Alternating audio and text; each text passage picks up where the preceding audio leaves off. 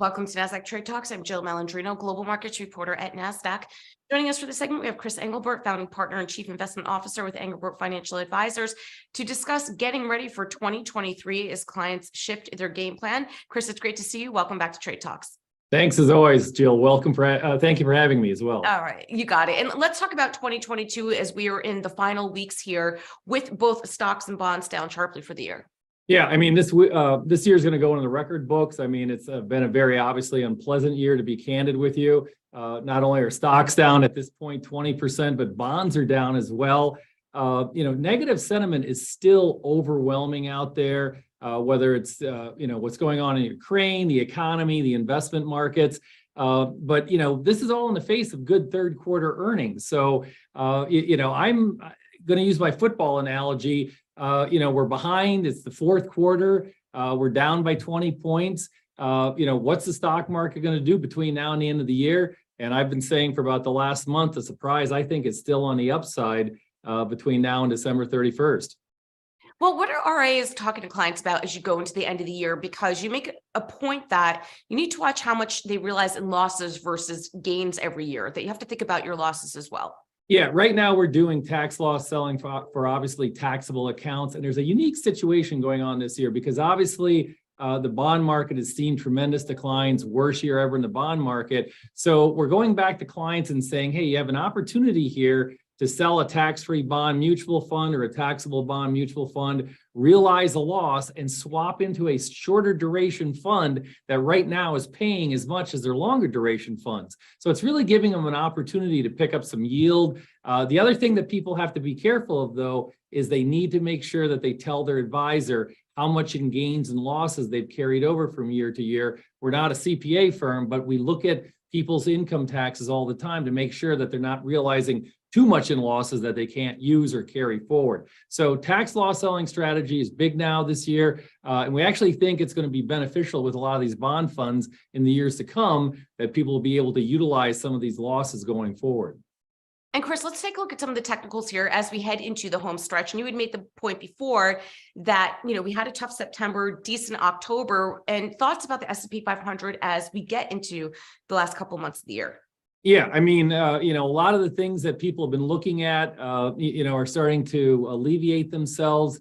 There's a tremendous amount of cash on the sideline. There's a tremendous amount of bearish sentiment out there. And I've been saying ever since September ended, we saw a really good rally in October. November started a pullback, but, really surprises on the upside. And one of the other technical factors I like to point out is that the moving averages have come down very sharply. So it doesn't take much for all of you technicians out there to see the 50-day moving average start to turn up, cross over the 200-day moving average. These are all positive intermediate technical signs, and we think that's going to help the markets from now through the end of the year.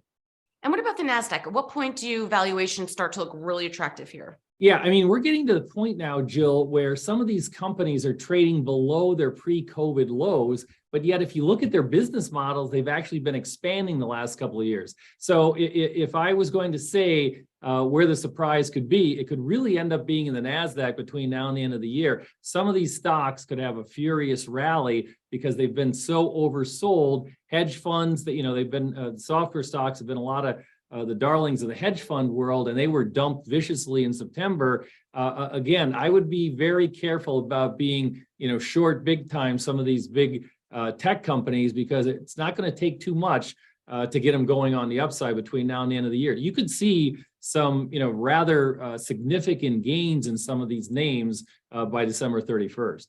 And what about the Russell 2000? Last year at this time, it started to rally hard. Do you think we'll get a repeat? Yeah, I mean, again, small mid-cap stocks is my favorite asset class on a relative strength standpoint. They've been doing very well. Every time the market starts to rally, the small mid-cap stocks have been rallying harder. I think the playbook's going to repeat again this year too, and it's going to be a race to the finish line between who does better, the Russell 2000 or the NASDAQ between now and the end of the year.